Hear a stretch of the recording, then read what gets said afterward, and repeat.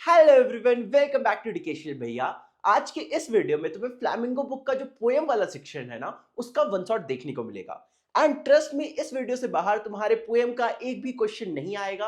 मैंने डिटेल में तुम्हारे पोएम की एक एक लाइन को अच्छे से एक्सप्लेन कर रखा है। और हाँ, एजुकेशनल भैया ऐप में ना जो नोट्स वाला सेक्शन है वो बिल्कुल फ्री हो चुका है सिर्फ 2 दिनों के लिए। और जो कोर्स है ना, जिसका प्राइस पहले 2499 था, उसके बाद 999 हुआ था, वो अगले 2 दिनों के लिए सिर्फ तुम्हें 199 रुपीज में मिलने वाला है। सिर्फ 199 रुपीज में मिलने वाला है। तो अगर अगर तुम्हें लेना है तो जल्दी जाकर ले लो। सिर्फ 7 से 8 घंटे का लेक्चर है। अगर उन सारे लेक्चर्स को तुम देख लेते हो ना, तो तुम्हारे सारे चैप्टर्स का जो कीवर्ड्स, की पॉइंट्स वगैरह सब कुछ क्लियर हो जाएगा। अगर कोर्स नहीं भी लेना है तो नोट्स भी इनफ है, तुम सिर्फ नोट्स भी ले सकते हो। और देखो, 12th खत्म होने वाला है, तो अगर तुम लोग 12th के बाद भी मुझे फॉलो करना चाहते हो, मेरे साथ जुड़े रहना चाहते हो, तो मेरे सेकंड चैनल को फॉलो कर लो, लिंक डिस्क्रिप्शन में है। वहां पे एजुकेशनल रिलेटेड कंटेंट नहीं आएगा, व्लॉग और फिटनेस रिलेटेड कंटेंट आएगा, तो सब्सक्राइब कर लो। और मुझे इंस्टाग्राम में फॉलो करना मत भूलना, उसका भी लिंक डिस्क्रिप्शन में गिवन है। चलो पोएम के वन शॉट को स्टार्ट करते हैं।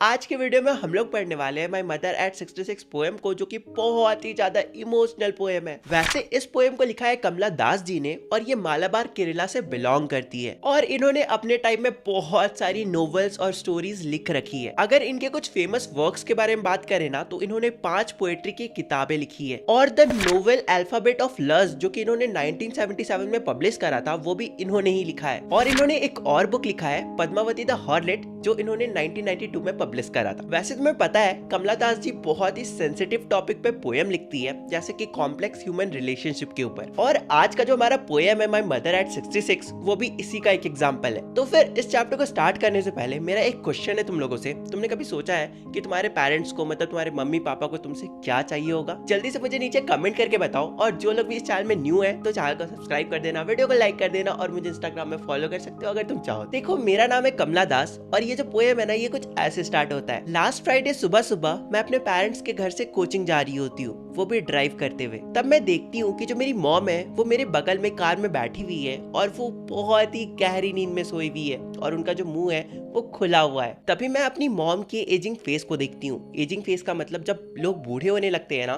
तो उनके फेस में झुर्रियां वगैरह आ जाती है, तो उसे ही एजिंग फेस बोलते हैं। इसके बाद मुझे रियलाइज होता है कि जो मेरी मॉम है, वो सच में बूढ़ी होते जा रही है। और फिर मैं अपनी मॉम के लिए लव, सिंपैथी और पेन फील करने लगती हूँ। और मुझे ये भी रियलाइज होता है कि अब मेरी मॉम को प्यार और केयर की बहुत ज्यादा जरूरत है। जब मैं मेरे साइड में मेरी मॉम की फेस को देख रही थी, तो ऐसा लग रहा था कि किसी डेड बॉडी का फेस वहां पे रखा हुआ है। और इस मोमेंट पे मुझे मेरी मॉम के लिए बहुत बुरा लग रहा था। और अब मैं इस ट्रॉमा से बाहर आना चाहती थी। मतलब ये जो सिचुएशन था ना, जब मैं अपनी मॉम को देख रही थी और मुझे उनके लिए बहुत बुरा लग रहा था, मैं इस सिचुएशन से बाहर आना चाहती थी। तो इसलिए मैं अपने कार के विंडो से बाहर देखती हूँ, और देखती हूँ कि जो ट्रीज है ना, वो भागते हुए पीछे जा रहे हैं। देखो, यहाँ पे एक्चुअली में ट्रीज पीछे नहीं जा रहे थे। जो हमारी पोएट थी ना, वो मूविंग व्हीकल पे बैठी हुई थी। मतलब वो जो पोएट थी, वो मूविंग कार के ऊपर बैठी हुई थी। तो इसलिए जब कार आगे जा रहा था ना, और पोएट बाहर देख रही थी ट्रीज को, तो ऐसा लग रहा था कि वो जो ट्रीज है वो भागते हुए पीछे जा रहे हैं। लेकिन एक्चुअली में क्या हो रहा था, वो जो कार था वो आगे जा रहा था। बहुत ही बेसिक सा चीज है यार, फिजिक्स में भी पढ़े होगे और खुद भी कभी नोटिस करा ही होगा। और फिर इसके बाद मैं यंग बच्चों को देखती हूँ, जो कि खेल रहे होते हैं, हंस रहे होते हैं और खिलखिला रहे होते हैं। अब देखो, यहाँ पे नोट करना, ये जो यंग ट्रीज है जो दौड़ते हुए फील हो रहे हैं, और ये जो बच्चे हैं जो खेल रहे हैं और बहुत ही ज्यादा खुश है,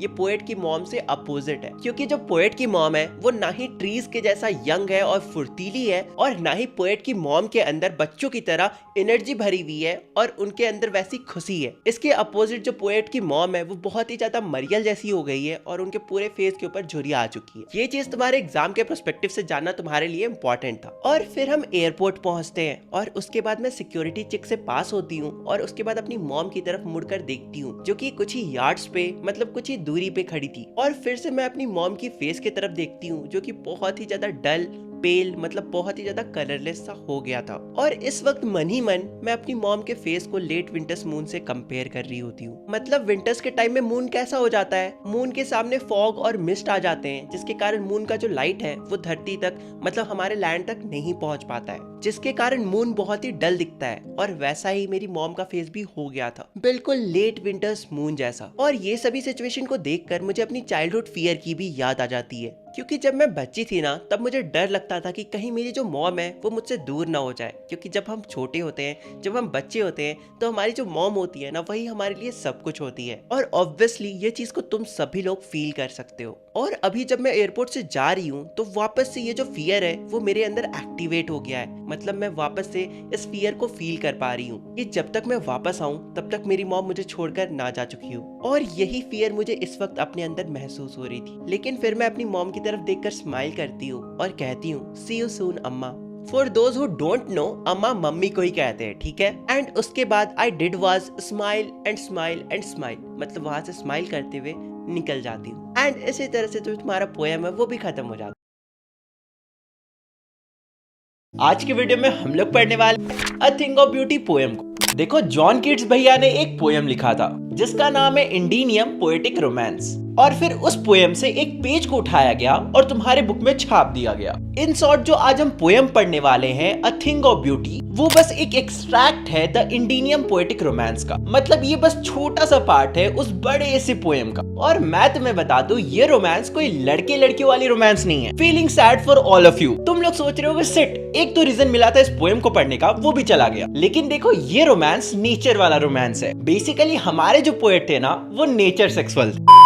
जस्ट किडिंग, एग्जाम में लिख के मत आ जाना। तो देखो, हमारे पोएट को नेचर से बहुत ही ज्यादा मोहब्बत, बहुत ही ज्यादा प्यार हो गया था और इसलिए उन्हें ये पोएम लिखना पड़ गया। खैर, हमें क्या, हमें तो उस बड़े से पोएम का एक छोटा सा ही पार्ट पढ़ना है। तो चलो पढ़ना स्टार्ट करते हैं तुम्हारे a thing of beauty poem को। A thing of beauty is joy forever, its loveliness increases, it will never pass into nothingness, but will keep a bower quiet for us and a sleep full of sweet dreams, health and quiet breathing. तो इस stanza का मतलब ये है ना कि जो सुंदर चीजें होती है, यानी कि जो सुंदर वस्तुएं होती है, उनकी सुंदरता हमेशा बनी रहती है और उनकी सुंदरता कभी घटती नहीं है, बल्कि दिन व दिन बढ़ते ही चली जाती है। और ये जो सुंदर चीज होती है ना, वो हमारे लिए बोर बनाती है, मतलब कि छांव बनाती है जिसके नीचे हम सोकर अच्छे सपने देख सकते हैं। और हमारा हेल्थ यानी कि स्वास्थ्य भी अच्छा रहता है और उसके नीचे बैठकर हम ताजी हवाओं की सांस भी ले सकते हैं और हमें बहुत ही ज्यादा शांति मिलती है। तो इन सब चीजों से हमें पता चल रहा है कि हमारे जो पोएट है ना वो पेड़ों की बात कर रहे हैं, क्योंकि ऑब्वियसली वो नेचर से बहुत ही ज्यादा प्यार करते हैं। और हाँ, हमें पेड़ों के नीचे ही तो छांव मिलता है ना, और कहाँ छांव मिलेगा।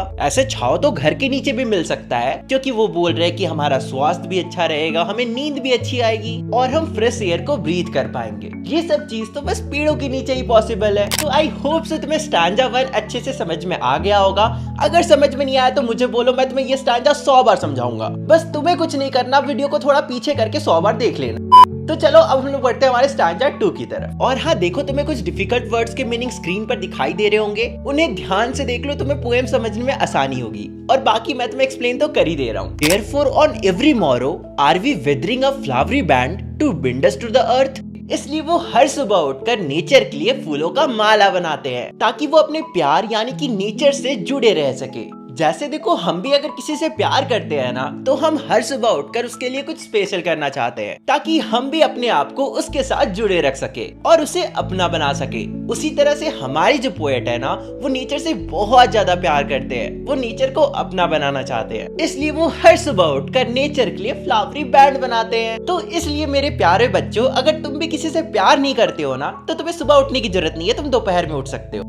Spite of despondence, of the inhuman dearth of noble nature, of the gloomy days, of the unhealthy and overdarkened ways made for our searching. Yes, in spite of all, some shape of beauty moves away the pall from our dark spirits. अब अगले line में poet बताते हैं कि ये बहुत ही ज्यादा निराशाजनक बात है, मतलब कि बहुत ही ज्यादा डिसअपॉइंटिंग बात है कि हमारे पास अच्छे लोगों की बहुत ज्यादा कमी है। मतलब कि मानव जगत में मानवता की बहुत ज्यादा कमी है। मतलब ऐसे लोग आज के जमाने में बहुत ज्यादा कम है जो दूसरों की मदद करते हैं, वो भी बिना सेल्फिशनेस के। अब इंसान तो जानवरों से भी ज्यादा बदतर बन चुके हैं, समझ रहे हो। पोएट के अकॉर्डिंग तुम इंसान नहीं हो, तो लंगूर हो। जैसे देखो, बुरे दिन तो सबके आते हैं, हमारे लाइफ में कुछ अच्छे दिन होते हैं, वहीं कुछ बुरे दिन भी होते हैं, ये तो लाइफ का पार्ट है। लेकिन बुरे वक्त में ज्यादातर लोग गलत फैसले ले लेते हैं और गलत रास्तों में चलने लगते हैं। मतलब कि ऐसे रास्तों में चलने लगते हैं जिस रास्तों में कोई भी अच्छा इंसान नहीं चलेगा।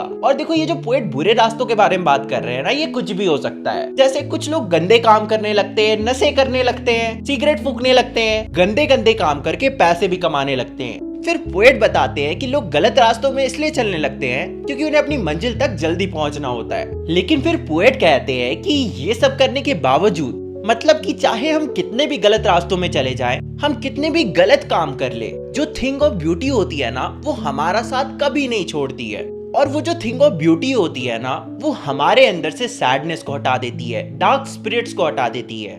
देखो तुम लोग भी रिलेट करके समझ सकते हो। तुम्हारे लिए थिंग ऑफ ब्यूटी कुछ भी हो सकता है तुम किसी इंसान से प्यार करते होगे और लाइफ के किसी मोड़ पर तुम गलत रास्तों में चलने लगो। मतलब तुम कोई गलत कदम उठा लो और उस वक्त आकर वो इंसान जो तुम्हारे लिए थिंग ऑफ ब्यूटी है, वो तुम्हें कहेगा कि तुम ये सारे काम ना करो तो तुम उसे छोड़ दोगे। मतलब वो थिंग ऑफ ब्यूटी अगर आकर तुमसे कहता है कि तुम ये सब चीज छोड़ दो, तो ऑब्वियसली तुम छोड़ ही दोगे ना। तो यही चीज पोएट भी यहाँ पे समझाना चाहते हैं। आई होप से तुम्हें समझ में आ गया हो। Such the sun, the moon, trees old and young, sprouting a steady boon for simple sip. And such are daffodils with the green world they live in. And clear rills that for themselves a cooling cover make against the hot season. Make against a hot season. The mid-forest break, rich with sparkling of a fair musk rose blooms. अब अगले line में poet बताते हैं कि उनके लिए ऐसी बहुत सारी चीजें हैं जिन्हें वो अ थिंग ऑफ ब्यूटी मानते हैं। हमें स्टार्टिंग से लग रहा था कि वो बस ट्री को यानी कि पेड़ों को ही अ थिंग ऑफ ब्यूटी मानते हैं, लेकिन पोएट कहते हैं कि ऐसा नहीं है। वो बहुत सारी चीजों को थिंग ऑफ ब्यूटी मानते हैं, जैसे कि सन हो गया, मून हो गया, छोटे और बड़े पेड़ हो गए, और पेड़ों के बीच में जो छोटे छोटे पौधे होते हैं ना, जो इंसानों को तो शेड नहीं दे पाते लेकिन भेड़ों को शेड दे पाते हैं, यानी कि सिप्स को शेड दे पाते हैं या छोटे जानवरों को भी शेड दे पाते हैं, वो भी पोएट के according a thing of beauty है। और जो डेफोडिल्स होता है, जो जंगलों में रहता है, ग्रीन वर्ल्ड में रहता है, वो भी उनके लिए अ थिंग ऑफ ब्यूटी है। और तुम लोग स्क्रीन पे देख ही पा रहे होगे कि डेफोडिल्स कैसा दिखता है। बेसिकली डेफोडिल्स एक टाइप का फ्लावर होता है। फिर पोएट बताते हैं कि ये जो रिल्स होता है ना, जो बड़े वाटर बॉडी से छोटे नहरों के फॉर्म में निकलता है, बेसिकली तुम छोटे नाले के फॉर्म में निकलता हुआ कह सकते हो, जो कि बहुत ही ज्यादा साफ होता है। और ये जो नहर होती है, जहां से भी गुजरता है ना, वो आसपास की चीजों को ठंडक प्रोवाइड करता है, चाहे आसपास के पेड़ पौधे हो गए, जंगल हो गए, मिट्टी हो गया। तो पोएट के अकॉर्डिंग ये जो रिल्स होते हैं ना, ये भी अ थिंग ऑफ ब्यूटी है। और ये जो रिल्स होता है ना, ये खुद को भी ठंडक प्रोवाइड करता है। अब तुम लोग सोच रहे होगे ऐसा कैसे? तो देखो समझो, अगर थोड़ा सा वाटर किसी पेड़ पे गिरेगा या जमीन पे गिरेगा तो वो इवेपोरेट हो जाएगा, लेकिन यहाँ पे क्योंकि वो रिल्स के फॉर्म में बह रहा है तो वो जल्दी इवेपोरेट नहीं होगा और वो खुद के साथ साथ आसपास की चीजों को भी ठंडक प्रोवाइड करेगा। अब तुम लोग सोच रहे होगे कि जो रिल्स है ना, वो इवेपोरेट क्यों नहीं करेगा? क्योंकि ऑब्वियसली वो एक कंटिन्यूअस वाटर है। फिर पोएट बताते हैं कि जो पेड़ों के बीच में छोटे छोटे पौधे होते हैं ना, जिससे रोज ब्लूम की खुशबू आती है, जिससे रोज ब्लूम की चारों तरफ खुशबू आती है जब वो रास्ते से गुजरते हैं, वो भी उनके लिए अ थिंग ऑफ ब्यूटी है। तो आई होप से तुम्हें यहाँ पे समझ में आ गया होगा कि पोएट के लिए कितनी सारी चीजें अ थिंग ऑफ ब्यूटी है। हालांकि पोएम यहाँ खत्म नहीं हुआ, और भी कुछ चीजें बाकी है। And such too is the grandeur of the dooms we have imagined for the mighty dead, all the lovely tales which we have heard or read, an endless fountain of immortal drink pouring on to us from the heaven brink. फिर poet कहते हैं जो बड़े बड़े लोग होते हैं ना, साइज में नहीं, ऐसे लोग जिनकी हमें कहानियां सुनाई जाती है कि उनकी डेथ कैसे हुई, जैसे कि हमारे फ्रीडम फाइटर्स हो गए, हमारे पुराने टाइम के राजा महाराजा हो गए, जिनकी हम कहानियां सुनते हैं। जैसे हमारे लिए तुम्हें छत्रपति शिवाजी महाराज के बारे में पता ही होगा। तो पोएट कहते हैं जो ऐसे लोग होते हैं, जो ऐसे बड़े बड़े लोग होते हैं जिनकी हम किस्से कहानियां सुनते हैं, वो भी पोएट के according a thing of beauty है, क्योंकि इनकी कहानियों से हमें डेथ और लाइफ एक्सपीरियंसेस के बारे में पता चलता है। साथ ही साथ हमें इनकी ब्रेवरी और सैक्रिफाइस के बारे में पता चलता है। और ये जो अ थिंग ऑफ ब्यूटीज होती है ना, ये कभी भी खत्म नहीं होती, क्योंकि ये बिल्कुल एंडलेस फाउंटेन की तरह होती है, जो हमारे ऊपर डाली जाती है। कहां से डाली जाती है? स्वर्ग से डाली जाती है। और ये जो फाउंटेन होता है ना, ये फाउंटेन होता है अमृत का। इन शॉर्ट पोएट यही कहना चाहते हैं कि ये जो अ थिंग ऑफ ब्यूटीज होता है ना, ये बहुत सारा होता है, ये एंडलेस होता है, और ये बिल्कुल फाउंटेन की तरह होता है जो हमारे ऊपर स्वर्ग से डाला जाता है। और हालांकि यह थिंग ऑफ ब्यूटी कभी खत्म नहीं होगा, लेकिन इस तरह से हमारे ये जो चैप्टर है ना, ये जो पोएम है ना, ये खत्म होता है। हमारा पोएम का नाम है कीपिंग क्वाइट और इसके जो पोएट है उनका नाम है पैब्लो नेरूडा। और पैब्लो नेरूडा का जो बॉर्न था वो 1904 में हुआ था और उनका डेथ 1973 में हुआ। और वो इस पोएम के माध्यम से हम सबको ये बताना चाह रहे हैं कि लोगों को अपने लिए टाइम निकालना चाहिए और खुद को एग्जामिन करना चाहिए, खुद के आइडियाज और फीलिंग को अच्छे से बैठकर केयरफुली एग्जामिन करना चाहिए आज के दुनिया में। और वो बता रहे बस लोगों को खुद को एग्जामिन नहीं करना चाहिए बल्कि दूसरे ह्यूमन बींग्स में भी मैच्योर अंडरस्टैंडिंग बिल्डअप करना चाहिए ताकि वो इस जो हमारा जो वर्ल्ड है ना उसमें पीसफुली जी सके और रह सके। तो हमारा पोएम कुछ ऐसे स्टार्ट हो रहा है। हमारे पोएट बोल रहे हैं कि चलो हम लोग सब मिलके 12 तक काउंट करते हैं और 12 तक काउंट करने के बाद सब के सब स्टिल हो जाएंगे यानी कि शांत हो जाएंगे। और फिर वो बोलते हैं कि सिर्फ एक बार के लिए इस पूरे दुनिया के जितने भी लोग हैं, अलग अलग कंट्री में जितने भी लोग हैं, यानी कि फेस ऑफ द अर्थ का क्या मतलब, वो अलग अलग कंट्री के लोग। तो वो कह रहे इस अलग अलग कंट्री में जितने भी लोग हैं ना, सब बस एक बार के लिए पूरा शांत हो जाएं और कोई भी अपना लैंग्वेज नहीं बोलेगा। मतलब इस पूरे दुनिया में जितने भी लोग हैं ना, सब शांत हो जाएंगे और कोई किसी भी टाइप का लैंग्वेज नहीं बोलेगा, सबके सब शांत रहेंगे। सिर्फ 1 सेकेंड के लिए कोई भी अपना आर्म्स को यूज नहीं करेगा। आर्म्स का यहाँ पे 2 मतलब हो सकता है, एक हमारा बॉडी पार्ट्स का जो आर्म्स होता है और दूसरा आर्म्स का मतलब हो सकता है वेपन। फिर हमारे पोएट बोल रहे कि अगर ऐसा हो गया तो ये जो मूवमेंट होगा ना, ये बहुत ही ज्यादा एक्सोटिक मूवमेंट होगा। एक्सोटिक मतलब यूनिक और अट्रैक्टिव मूवमेंट। हाँ, ऑब्वियसली अगर इस दुनिया के सारे लोग शांत हो जाते हैं और क्वाइट हो जाते हैं तो वो मूवमेंट ऑब्वियसली अट्रैक्टिव तो होगा ही। फिर हमारे पोएट बोल रहे हैं कि it would be an exotic movement without rush and without engine. मतलब उस टाइम कोई भाग दौड़ नहीं होगा, कोई मशीन नहीं चलेगी और हम लोग उस साइलेंस में सब के सब जितने भी लोग हैं ना, सब एक साथ हो जाएंगे। और ये सब कुछ ना एकदम अचानक से हो जाएगा। अगर हम लोग शांत हो जाते हैं, पूरे के पूरे लोग इस दुनिया में जितने भी लोग हैं, तो ये सब कुछ जो भी हो रहा है ना, वो सब एकदम अचानक से हो जाएगा, सडन हो जाएगा। अब देखो यहाँ पे पोएट ऐसा क्यों बोल रहे कि सारे के सारे लोग एक हो जाएंगे। तो देखो, जब कोई भी इंसान अपना लैंग्वेज नहीं बोलेगा, अपने अपनी कंट्री का अलग अलग डिफरेंट लैंग्वेज, तो जब सब लोग शांत हो जाएंगे तो सब तो एक टाइप के होगा ना, इसलिए बोल रहे कि सब के सब लोग एक साथ आ जाएंगे, मतलब टुगेदर हो जाएंगे। फिर हमारे पोएट बोल रहे कि इस टाइम पे फिशरमैन वेल्स को हार्म नहीं करेंगे,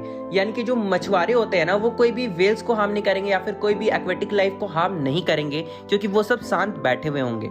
फिर वो बोल रहे कि जो लोग सॉल्ट को इकट्ठा करते हैं ना, मेहनत करते हैं नदी के किनारे, समुद्र के किनारे जो सॉल्ट को इकट्ठा करते हैं, वो लोग रियलाइज करेंगे कि वो लोग ये सब काम करते करते अपने आप को कितना हर्ट कर चुके हैं, अपने हाथों को कितना नुकसान पहुंचा चुके हैं। फिर हमारे पोएट बोल रहे हैं कि जो लोग भी ग्रीन वार्स कर रहे हैं, यानी कि नेचर के अगेंस्ट वार कर रहे हैं, हाँ, वो लोग सोशल डेवलपमेंट के लिए कर रहे हैं। वो लोग बहुत बड़े बड़े बिल्डिंग्स बना दे रहे हैं, बड़े बड़े काम कर रहे हैं, मॉल्स बना दे रहे हैं, पर वो लोग आखिर कर क्या रहे हैं, एक्चुअली में क्या कर रहे हैं? वो लोग पेड़ को काट दे रहे हैं, एनवायरनमेंट को मतलब खत्म कर दे रहे हैं। और लास्ट में क्या होगा? अगर एनवायरनमेंट बचेगा ही नहीं तो हम भी नहीं बच पाएंगे और लास्ट में हम भी मर जाएंगे। और पोएट ये भी बोलते हैं कि जो लोग वार with gas and war with fire, मतलब गोली बारूद केमिकल, ये सबसे मारपीट कर रहे हैं, मतलब समझ रहे हो ना, न्यूक्लियर वेपन, ये सबसे जो वार लड़ रहे हैं, ये सब लड़के भी क्या फायदा? अगर जीत भी गए तो हमारे साथ सेलिब्रेट करने के लिए तो कोई सर्वाइवर रहेगा ही नहीं, तो ये सब वार जीत के भी क्या फायदा? फिर हमारे पोएट बोल रहे कि बस एक बार के लिए क्यों ना सब एक साथ क्लीन क्लोथ्स पहन के साथ में चले, एकदम ब्रदर जैसा। यानी कि इस दुनिया के जितने भी लोग हैं ना, सब कोई एक तरह का नहीं, बट साफ कपड़े पहन के साथ में चले शेड्स में, यानी कि पेड़ के छांव में, और वहां पे जाकर कुछ ना करे, यानी कि बस अपने आप को इंट्रोस्पेक्ट करे, यानी कि अपने आप को समझे और अपने साथ जो जितने भी लोग हैं ना, उन्हें भी समझने की कोशिश करें और mutual understanding among human beings को बिल्ड करें। मतलब आसपास के लोग, सब आसपास के नहीं, सभी लोगों के बीच में एक म्यूचुअल अंडरस्टैंडिंग डेवलप करें ताकि कोई भी वार ना हो। फिर हमारे पोएट बोल रहे हैं कि मैं जो भी बोल रहा हूँ ना, कि जैसे कि जो लोग भी ज्यादा पावर में, वो लोग को अपने से कम पावर वाले लोगों को या फिर अपने से कम पावर वाली चीजों को, जैसे जो मछुआरे थे वो वेल्स को मारते थे ना, तो मैं जो बोल रहा हूँ कि अपने से कम पावर वाले लोगों के ऊपर राज नहीं करना चाहिए, उनके ऊपर जुल्म नहीं करना चाहिए, या फिर मैं जो बोल रहा हूँ कि वार्स को खत्म कर दो, या फिर मैं जो बोल रहा हूँ जो लोग बहुत ज्यादा मेहनत करते हैं वो लोग थोड़ा देर के लिए रुक जाओ। इसका ये मतलब नहीं है कि मैं सबको मर जाने बोल रहा हूँ, ऐसा बिल्कुल नहीं है। मैं किसी को मरने के लिए नहीं बोल रहा हूँ,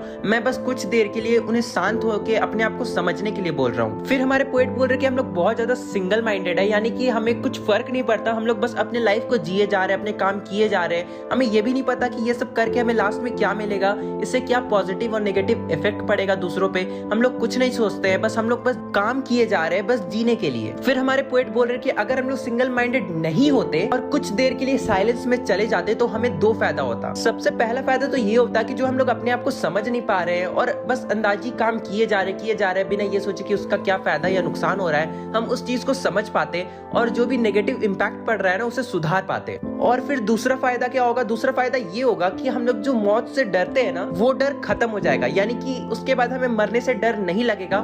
किसकी वजह से? बस उस ह्यूज साइलेंस के वजह से। अगर हम लोग थोड़ी देर के लिए बस शांत हो जाते हैं तो बेसिकली पोएट यहाँ पे बस यही कहना चाहते हैं कि ये जो साइलेंस है ना ये हमें हमारी सैडनेस से निकलने में हेल्प करेगा। फिर हमारे पोएट बोल रहे हैं कि हमें अर्थ से एक चीज सीखनी चाहिए, यानी कि हमें धरती से एक चीज सीखनी चाहिए कि जो चीज मरा हुआ जैसा दिखता है ना, मतलब थोड़ा डेड टाइप का दिखता है, जैसे लोग अगर साइलेंट हो जाएंगे तो वो थोड़ा डेड टाइप का दिखेंगे, पर इसका मतलब ये नहीं है कि वो लोग मर चुके हैं। फिर वो यहाँ पे पोएट यही समझाने की कोशिश कर रहे हैं कि जैसे तुम अर्थ के अंदर कोई सीड डाल दो, ठीक है, वो सीड तुम्हें मरा हुआ लगेगा कि जमीन के अंदर गड़ा हुआ है, पर क्या होगा कुछ टाइम के बाद उस सीड से क्या होगा, प्लांट निकलने लगेगा। मतलब उस मरे हुए चीज से, जो मरा जैसा दिख रहा है उस चीज से एक लिविंग चीज भी निकलने लगेगा और वो धीरे धीरे बड़ा हो जाएगा। और ये चीज हमें अर्थ से सीखनी चाहिए। यहाँ पे ओवरऑल पोएट बस एक ही चीज कहना चाह रहे हैं कि बस हमें खुद को थोड़ा सा टाइम देना चाहिए, थोड़ा शांति से बैठ के सोचना चाहिए और खुद को समझना चाहिए कि हम लाइफ में क्या कर रहे हैं और हम जो कर रहे हैं हम सही कर रहे हैं या गलत कर रहे हैं और कैसे सैडनेस से बाहर आ सकते हैं। और यहाँ पे पोएम खत्म हो रहा है, पर लास्ट लाइन में यहाँ पे पोएट ये कह रहे हैं कि मैं फिर से अब 12 काउंट करूंगा और तुम लोग बस शांत हो जाना और मैं यहाँ से चला जाऊंगा। तुम लोग शांत हो जाके अपने आप को समझना, यानी कि तुम लोग शांत हो जाना और अपने आप को इंट्रोस्पेक्ट करना, यानी कि समझ ही गए ना, खुद को समझना, खुद के फीलिंग्स को और अपने अंदर की भावनाओं को। यार समझ गए होगे, पूरा पोएम पढ़ा दिया और यहाँ पे पोएम खत्म हो जाता है। उम्मीद करता हूँ आपको पोएम का एक्सप्लेनेशन पसंद आया। अगर पसंद आया तो वीडियो को लाइक कर देना, चैनल को सब्सक्राइब कर देना।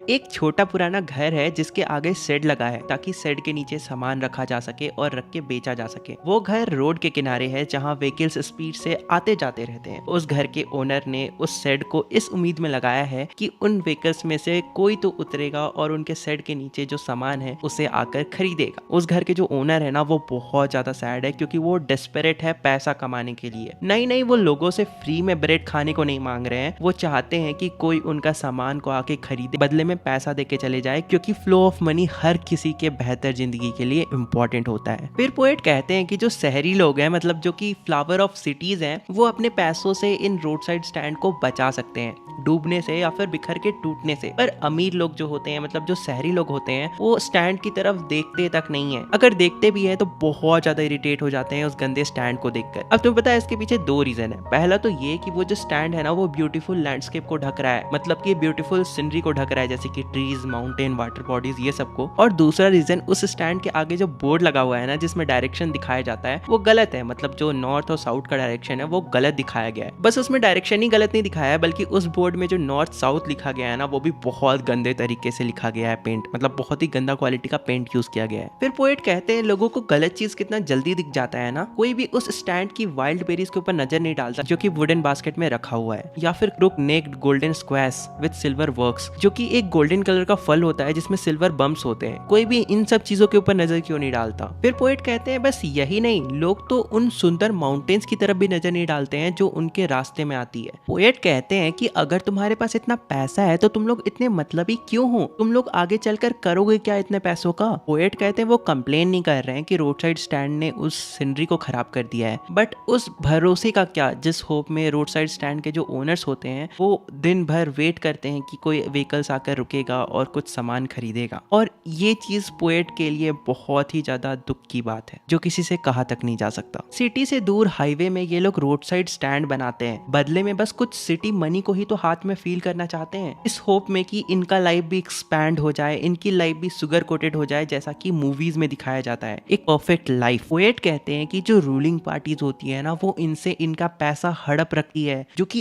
एक्चुअली में इनका है। पोएट कहते हैं कि न्यूज में दिखाया जाता है कि इन गरीब लोगों की फैमिलीज को बाहर लाया जाएगा, अच्छे से विलेज में रखा जाएगा जहाँ पे थिएटर्स होंगे, स्टोर्स होंगे और इन्हें किसी भी तरह की बेसिक नीड्स के लिए प्रॉब्लम नहीं होगा। मतलब कि बेसिक नीड्स के लिए तो सोचना भी नहीं पड़ेगा। बट एक्चुअली में ये सब बस ग्रीडी गुड डूअर्स हैं जो अच्छा तो करना चाहते हैं, बट इसके पीछे उनका बहुत बड़ा लालच छिपा होता है, जो खुद जरूरत पड़ने पर जंगली जानवर जैसा इन लोगों का शिकार भी कर सकते हैं। उन्हें फर्क नहीं पड़ता कि लोगों के साथ क्या होगा, वो बस लोगों के इमोशन के साथ खेलते हैं। वो बस उन्हें बड़ी बड़ी बातें बोलकर अपने झांसों में फंसाते हैं। फिर पोएट कहते हैं, तुम्हें पता है ऐसे लोग मतलब कि जो पॉलिटिशियंस होते हैं, ये इन गरीब लोगों की लाइफ्स को इस तरह से घेर लेते हैं जिसमें ये गरीबों को बड़े बड़े सपने दिखाते हैं। वो गरीबों को ये दिखाते कि उनका बेनिफिट हो रहा है, बट वो सब कुछ ऐसे कैलकुलेटेड होता है। मतलब कि यहाँ बेसिकली स्कीम्स की बात की जा रही है जो गरीबों को दी जाती है, बट ये सब जो स्कीम्स होती है वो ऐसे कैलकुलेटेड होती है ना कि गरीबों को लगता है कि एक्चुअल में उनका फायदा है, बट एक्चुअल में ये सारे क्लेवर लोग उनको उल्लू बनाते हैं। फायदा गरीबों का नहीं बल्कि फायदा क्लेवर लोगों का, मतलब पॉलिटिशियंस का होता है,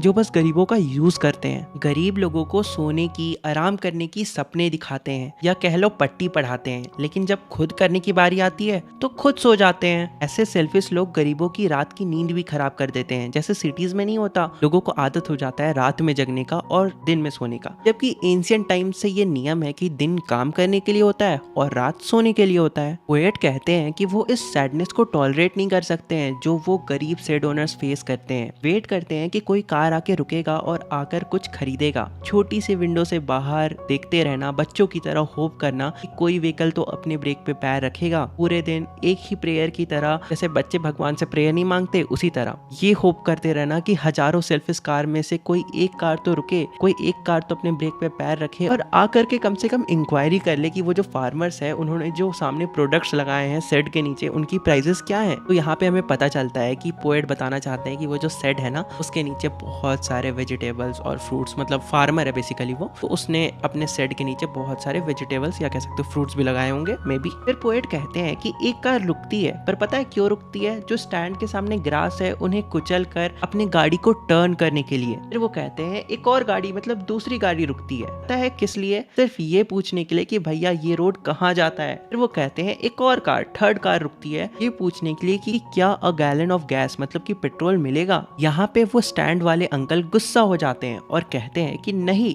नहीं, वो नहीं बेच सकते, उनके पास नहीं है। क्या उस कार ड्राइवर को दिखता नहीं? यहाँ पे वो ऐसा इसलिए कहना चाहते हैं ना क्योंकि एक्चुअली वो अफोर्ड ही नहीं कर सकते हैं पेट्रोल को अपने स्टैंड के ऊपर रखना, उनके पास इतना पैसा ही नहीं है। यहाँ पे पोएट जो होते हैं ना, वो स्टैंड ओनर के पर्सपेक्टिव से बोलते हैं कि जिस तरह का हम काम करते हैं सिटीज के बाहर, मतलब विलेजेस में या फिर कह लो कंट्री साइड में, और जिस तरह की चीजें हम बेचते हैं, इससे हम अपने लिविंग कंडीशन को इम्प्रूव नहीं कर सकते। हमारे पास रिसोर्सेज की इतनी कमी है कि प्रॉब्लम दूर करना इम्पॉसिबल सा है, इसलिए हम अंदर ही अंदर हर चीज को लेकर कंप्लेन करते रहते हैं। यहाँ पे पोएट कहते हैं, मैं ये सोच के खुद को रोक नहीं पाता कि इन लोगों को उस टाइम कितना रिलीफ मिलेगा जब मैं एक ही बार में, मतलब एक ही झटके में, चुटकी बजा एक ही चुटकी में इन सबको इनके प्रॉब्लम्स और पेन से बाहर ला सकूंगा। बट अगले ही पल, मतलब अगले ही दिन जब मैं रियलिटी को फेस करता हूँ, सोचता हूँ, वंडर करता हूँ कि तुम सब आओ मेरे पास, हम सबको बोल रहे हैं कि तुम सब आओ मेरे पास और मुझे इस प्रॉब्लम से, मुझे इस पेन से बाहर निकालो। और तुम सब मुझे इस पेन से तभी बाहर निकाल पाओगे जब तुम लोग उस रोड साइड स्टैंड के सामने उतरा करोगे और उन गरीबों को उनकी पेन से बाहर निकालोगे। मतलब कि यहाँ पोएट कह रहे हैं कि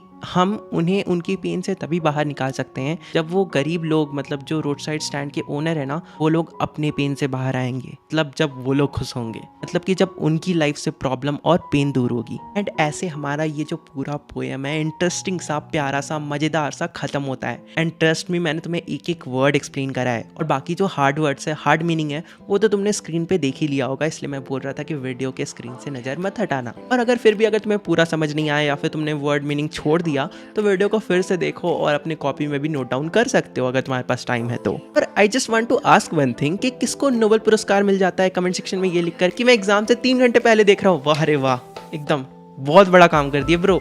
hello game changers, welcome back to education Bhaiya. आज के वीडियो में हम लोग पढ़ने वाले हैं आंट जेनिफर्स टाइगर पोएम को। इसके अलावा हम अ थिंग ऑफ ब्यूटी भी इसी वीडियो में कवर करेंगे, क्योंकि दोनों बहुत छोटे छोटे पोएम है। हालांकि ये दोनों ही पोएम बहुत ज्यादा इंपॉर्टेंट है, तो ऑब्वियस सी बात है तुम्हें ध्यान से सुनना पड़ेगा, ध्यान से समझना पड़ेगा। इसके अलावा अपने बुक को लेके आ जाओ और इस पोएम को खोल के बैठ जाओ। सबसे पहले हम लोग स्टार्ट करेंगे ऑन जेनिफर्स टाइगर से, एंड एज यूजुअल वीडियो के लास्ट में हम तुम्हें इंपॉर्टेंट क्वेश्चंस भी देंगे। इसके अलावा पोएटिक डिवाइसेस, जो कि बहुत ज्यादा इंपॉर्टेंट होता है, लेकिन हम उसे इस वीडियो में कवर नहीं करेंगे, क्योंकि अगर मैं हर पोएम के एंड में तुम्हें पोएटिक डिवाइसेस बताते जाऊंगा तो बहुत ज्यादा कंफ्यूजन हो जाएगा, क्योंकि तुम में से बहुत सारे लोग को पोएटिक डिवाइसेस पहचानना नहीं आता है, और अगर मैं बस ऊपर ऊपर बता के निकल जाऊंगा तो तुम्हें समझ में नहीं आएगा। इसलिए हम एक ही वीडियो में तुम्हारे सारे जितने भी पोएम्स है ना, सारे पोएम्स के पोएटिक डिवाइसेस पढ़ेंगे। सबसे पहले हम ये समझेंगे कि पोएटिक डिवाइसेस को पहचानते कैसे हैं, डिफरेंशिएट कैसे करते हैं, उसके बाद हम एक एक करके सारे चैप्टर के पोएटिक डिवाइसेस को पढ़ेंगे। और ऐसा नहीं है कि बहुत ज्यादा बड़ा वीडियो बनेगा, मान के चलो 40 मिनट 1 घंटा का वीडियो बनेगा, उसमें तुम्हारा सारा पोएम कवर हो जाएगा। पोएम ही कितने हैं,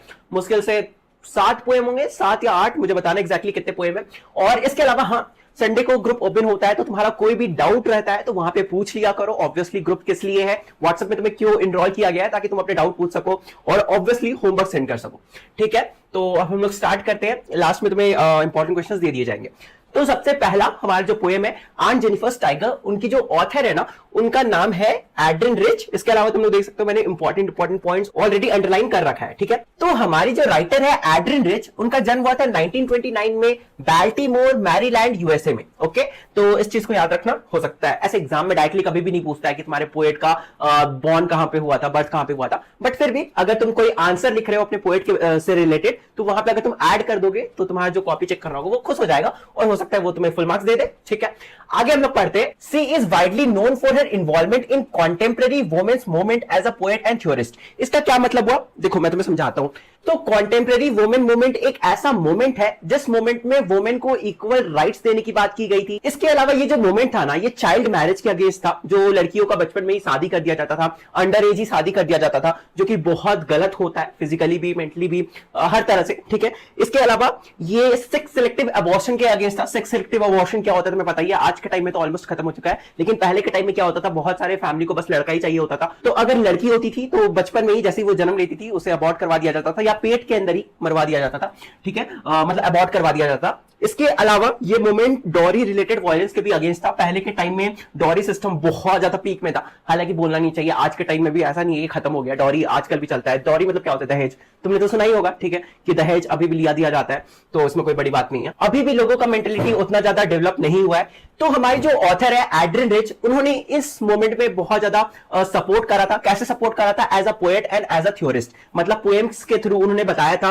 कि क्यों ये सब चीजें गलत है। इसके अलावा उनकी बहुत सारी थ्योरीज भी थी, इसलिए उन्हें यहाँ पे थ्योरिस्ट कह के भी बुलाया गया है। आई होप सो तुम्हें यहां तक समझ में आ गया हो। इसके अलावा she has published 19 volumes of poetry, उन्होंने 19 वॉल्यूम्स ऑफ पोएट्री पब्लिश करा था। इसके अलावा 3 collection of essays and other writings, उन्होंने बहुत सारी किताबें भी लिख रखी है। फिर हमें आगे पता चलता है कि जो एड्रिन रिच थी ना, उनका बस major involvement contemporary women movement में ही नहीं था, इसके अलावा वो और भी कुछ चीजों के अगेंस्ट थी, जैसे कि रेसिज्म, काले गोरे के बेसिस पे जो भेदभाव किया जाता है उसके अगेंस्ट थी। इसके अलावा मिलिट्रिज्म क्या होता है, किसी कंट्री के अंदर मिलिट्री को बहुत ज्यादा पावर दे दिया जाता है, तो उसे हम मिलिट्रिज्म कहते हैं। अगर इसका एग्जांपल लेना हो तो ऐसे मैं बहुत ज्यादा पॉलिटिक्स में नहीं हो, ज्यादा सोशल साइंस पढ़ता नहीं हूं, बट तुम बगल वाले देश का, पाकिस्तान का एग्जांपल ले सकते हो, जहां पे गवर्नमेंट से काफी ज्यादा मिलिट्री को पावर दी गई है। ठीक है, तो इसके अगेंस्ट थी हमारी एड्रिन रिच। तो देखो एड्रिन रिच के बारे में अगर कुछ भी पूछता है तो ये 3 पॉइंट याद रखना, एक तो दूसरा रेसिज्म और तीसरा मिलिट्रिज्म। ठीक है, इन 3 चीज के बारे में बता दोगे तो तुम्हें फुल मार्क्स मिल जाएगी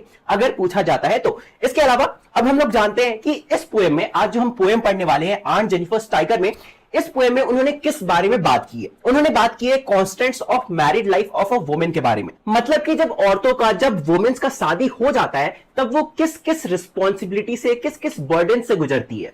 तो आज के पोएम में हम यही पढ़ने वाले हैं। आई होप तो तुम्हें सब कुछ क्लियर होगा। अब हम लोग डायरेक्ट पोएम को पढ़ना स्टार्ट करेंगे। ओके, तो चलो अब हम पोएम को स्टार्ट करते हैं। ठीक है, ध्यान से सुनना, समझ में आ जाएगा, बहुत ही इजी पोएम है।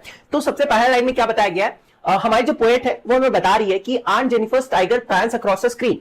मतलब कि जो ऑन जेनिफर के टाइगर है ना, वो प्रांस कर रहे हैं, मतलब बहुत ही हाई स्प्रिंगी स्टेप्स ले रहे हैं, मतलब जंप करते हुए दिखाई दे रहे हैं। कहां पे, स्क्रीन में दिखाई दे रहे हैं। इसका मतलब ही हो गया कि ऑन जेनिफर्स के जो टाइगर है ना, वो कोई रियल टाइगर नहीं है, बल्कि एम्ब्रॉयडरी करके बनाए हुए टाइगर है। मतलब कि उन टाइगर को किसी स्क्रीन पे किसी चीज में एम्ब्रॉयडरी करके बनाया गया है। जैसे यहां पे तुम एग्जांपल देख सकते हो, धागे से टाइगर को बनाया गया। तुम लोग यहाँ पे ध्यान से देख सकते हो, तुम्हें समझ में आ रहा होगा। तो वैसे ही ऑन जेनिफर्स ने भी कुछ टाइगर्स को स्क्रीन पे बनाया हुआ है जो कि प्रांस कर रहे हैं, मतलब हाई स्प्रिंगी स्टेप्स ले रहे हैं, जंप करते हुए दिखाई दे रहे हैं। फिर अगले ही लाइन में पोएट बोल रही है कि bright topaz denizens of a world of green, मतलब कि वो बिल्कुल ब्राइट टोपाज जैसा दिखाई दे रहा है। जिन्हें नहीं पता टोपाज क्या होता है, तो टोपाज एक तरह का स्टोन होता है, ठीक है, ऐसा स्टोन होता है, तुमने कहीं ना कहीं देखा ही होगा, ठीक है, बिल्कुल ऐसा ही दिखता है। तो थोड़ा सा येलोइश होता है, थोड़ा सा ऑरेंजेस टाइप का स्टोन होता है। तो यहाँ पे हमारी पोएट बता रही है कि वो जो टाइगर्स है ना, वो बिल्कुल ब्राइट टोपाज जैसे दिखाई दे रहे हैं,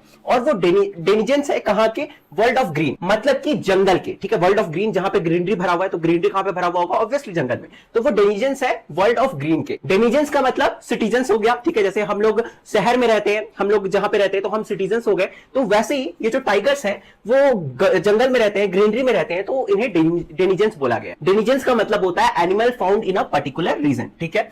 आई होप सो तुम्हें पहला 2 लाइन क्लियर होगा। अब हम थर्ड लाइन को पढ़ते हैं। They do not fear the man beneath the tree, मतलब ये जो टाइगर है ना, जो स्क्रीन पे बने हुए हैं, ये इतना ज्यादा कॉन्फिडेंट दिखाई दे रहे हैं जैसे कि इन्हें किसी से भी डर ना लगता हो, इन्हें उन लोगों से भी डर नहीं लगता है जो ट्री के नीचे खड़े हैं। अब यहाँ पे कौन से लोग हैं जो ट्री के नीचे खड़े हैं? जंगल में कौन ही होगा जो ट्री के नीचे खड़ा होगा? ऑब्वियसली हंटर्स होंगे। तो यहाँ पे पोएट हमें बता रही है कि ये जो टाइगर्स है ना, ये इतने ज्यादा कॉन्फिडेंट दिखाई दे रहे हैं कि इन्हें हंटर्स से भी डर नहीं लग रहा है, उन लोगों से भी डर नहीं लग रहा है जो कि पेड़ के नीचे खड़े हैं। इसके बाद 4th लाइन में लिखा गया है, they pace in sleek chivalric certainty, मतलब ये जो टाइगर्स है ना, ये बहुत ही ज्यादा स्मूथली मूव कर रहे हैं। पेस इन स्लीक का मतलब होता है मूविंग स्मूथली। सिविलरिक सर्टेनिटी का क्या मतलब होता है? सिविलरिक का मतलब होता है ब्रेव, और सर्टेनिटी का मतलब होता है कॉन्फिडेंट। मतलब ये जो टाइगर है ना, ये बहुत ही ज्यादा स्मूथली मूव कर रहे हैं, बहुत ही ज्यादा ब्रेव वे में और बहुत ही ज्यादा कॉन्फिडेंट वे में। आई होप सो तुम्हें ये चारों लाइन समझ में आ गया होगा। अब हम अगले लाइन में बढ़ते हैं, ठीक है। अगले पेज में जाने से पहले हम लोग रिवीजन कर लेते हैं। तो जो ऑन जेनिफर्स के टाइगर है वो कहां पे बने हुए हैं? वो स्क्रीन में बने हुए हैं, मतलब एम्ब्रॉयडरी किए गए, मतलब एम्ब्रॉयडरी करके बनाए गए हैं। इसके अलावा ये जो ऑन जेनिफर्स के टाइगर है, ये बिल्कुल ब्राइट टोपाज जैसे दिख रहे हैं। ऐसा क्यों? क्योंकि जो टाइगर का स्किन कलर होता है ना, वो बिल्कुल टोपाज जैसा ही होता है, अगर तुम ध्यान से देखोगे तो। इसके बाद हमें बताया जा रहा है कि जो टाइगर्स हैं ऑन जेनिफर्स के, वो डेनिजेंस है जंगल के, वर्ल्ड ऑफ ग्रीन के, मतलब जंगल के। इसके बाद अगले लाइन में हमें बताया गया कि ये जो टाइगर्स है ना, ये किसी से भी नहीं डरते, ये हंटर से भी नहीं डरते हैं। इसके बाद अगले लाइन में हमें बताया गया कि ये जो टाइगर्स है, ये बहुत ही ज्यादा स्मूथली मूव कर रहे हैं, ये बहुत ही ज्यादा ब्रेव है, ये बहुत ही ज्यादा कॉन्फिडेंट है। इस चारों लाइन में बस यही चीज हमें बताया गया है। अब हम अगले पेज में बढ़ते हैं। देखो हमारी जो पोएट थी ना, वो सबसे पहले वाले पेज में पहले जो 4 लाइन है उसमें टाइगर के बारे में बता रही, टाइगर के कैरेक्टरिस्टिक्स के बारे में बता रही थी, लेकिन इस पेज में हम ऑन जेनिफर के बारे में बात करेंगे। तो चलो पढ़ते हैं। Aunt Jennifer's fingers fluttering through her wool find even the ivory needle hard to pull, मतलब जो ऑन जेनिफर है ना, उनका जो हाथ है, उनका जो फिंगर है, वो बहुत ज्यादा कांप रहा है जब वो वुल से उस टाइगर को बना रही है। तो यहाँ पे हमें ये पता चल रहा है कि जो ऑन जेनिफर है ना, वो उस टाइगर को जो एम्ब्रॉयडरी कर रही है, वो किसके मदद से कर रही है? वुल के मदद से कर रही है। वो कोई नॉर्मल धागा यूज नहीं कर रही है। इसके अलावा उनका जो हाथ है, उनका जो फिंगर है, वो बहुत ज्यादा कांप रहा है, जिसके वजह से वो जो आइवरी का नीडल है ना, वो उसे भी पुल नहीं कर पा रही है। आइवरी नीडल का मतलब होता है हाथी के दांत से जो नीडल को बनाया जाता है ना, उसे हम आइवरी नीडल बोलते हैं। अब हम अगले 2 लाइन को पढ़ते हैं, जिससे हमें पता चलेगा कि आखिर ऑन जेनिफर का हाथ इतना क्यों कांप रहा है और वो उतना छोटा सा सुई को क्यों नहीं खींच पा रही है, मतलब आइवरी निडल को क्यों नहीं खींच पा रही है। वो हमें लास्ट 2 लाइन से पता चलेगा।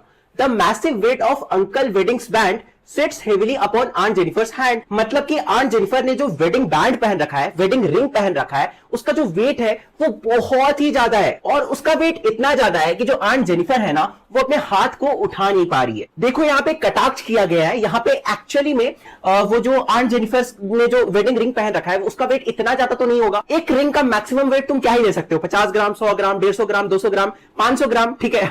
500 ग्राम तो मैं ज्यादा ही बोल दिया, आधा केजी का तो कोई होता भी नहीं है। लेकिन फिर भी हमारी जो ऑन जेनिफर है, वो उस आइवरी नीडल को क्यों नहीं खींच पा रही है? क्योंकि वो जो वेडिंग बैंड है, मतलब वो जो वेडिंग रिंग है, वो ये दिखा रहा है कि जब कोई औरत शादी कर लेती है, उसके बाद उसके ऊपर कितना ज्यादा बर्डन आ जाता है, कितना ज्यादा रिस्पॉन्सिबिलिटी आ जाता है, और एक वुमेन को मैरिड लाइफ के बाद कितना कुछ झेलना पड़ता है। और खासकर ऑन जेनिफर्स के केस में हमें यह पता चल रहा है कि जो ऑन जेनिफर है ना, उनका जो मैरिड एक्सपीरियंस है वो बिल्कुल भी अच्छा नहीं है। क्योंकि हो सकता है जो ऑन जेनिफर के हस्बैंड होंगे वो बिल्कुल भी अच्छे नेचर के नहीं होंगे, अच्छे स्वभाव के नहीं होंगे, वो बहुत ज्यादा इल ट्रीट करते होंगे, बहुत ज्यादा गंदा बिहेव करते होंगे, इसलिए मैंने यहाँ पे इस आदमी को रखा है फॉर एग्जाम्पल कि उनके हस्बैंड कुछ इस टाइप के होंगे, ठीक है। तो यहाँ पे पोएट हमें ये समझाना चाहती है कि जो आंट जेनिफर है ना, वो कितना ज्यादा प्रॉब्लम सह रही है अपनी मैरिड लाइफ के बाद, और उनका लाइफ कितना ज्यादा बर्बाद हो चुका है। इसलिए हमारी जो पोएट है वो थोड़े घुमा फिरा के, वर्ड्स को घुमा फिरा के यहाँ पे लिख रही है कि जो आंट जेनिफर्स के हाथ में जो वेडिंग रिंग है उसका वेट इतना ज्यादा है कि उनके जो फिंगर्स है वो भी बहुत ज्यादा कांप रहे हैं और वो आइवरी निडल को भी खींच नहीं पा रही है, ठीक है।